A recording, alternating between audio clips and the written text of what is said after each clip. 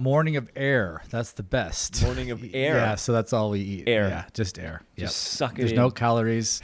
And get outside, get a little bit of fresh air, and get a little bit of exercise pretty much as soon as you can, and get some sunlight on your skin, in your eyes. Looking at the blue sky, especially in Hawaii where the skies are gorgeous. A few white clouds are going through. This resets your circadian rhythm, which there's all these internal clocks that make you healthy. If you look on the Andrew Huberman podcast, this is the best one for this type of neuroscience. That's where I've learned all my neuroscience.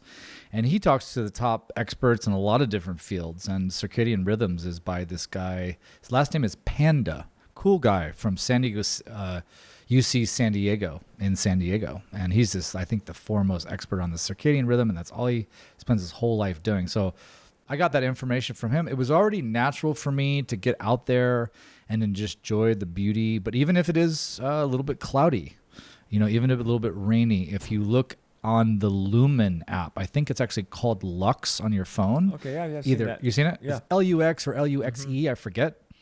You can just point it anywhere and you'll be surprised to see like inside a room like this, you might be at like 15, and in a really dark, cloudy place like Seattle at like noon, you're going to be potentially in the thousands. Yeah. So just the sun is just super powerful. Yeah.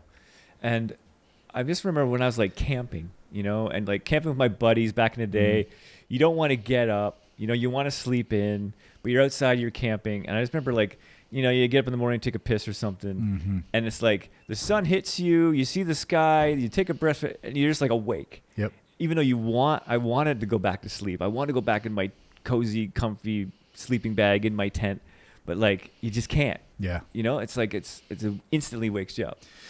There's such an amazing effect that happens with all the neurochemistry and the biochemistry of the whole entire body when the sunshine, hits your eyes and hits your skin.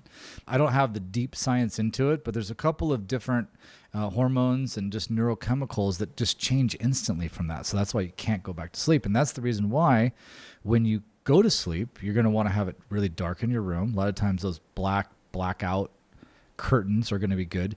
There's even some science that shows that even like if you have an AC in your room and it has one of those little green lights up there that just shows that it works, that's somewhat disruptive.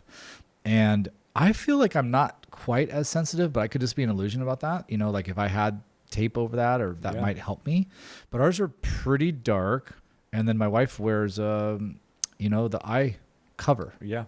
And some people will even do like the earplugs, just quiet and dark and cool. Actually, there's a lot of evidence around the body wanting to go into deep sleep if it's a little bit cooler. A lot of times I hear the sweet spot's around 68. It varies, I think, with each person's body. I personally put on 61 and just freeze that room.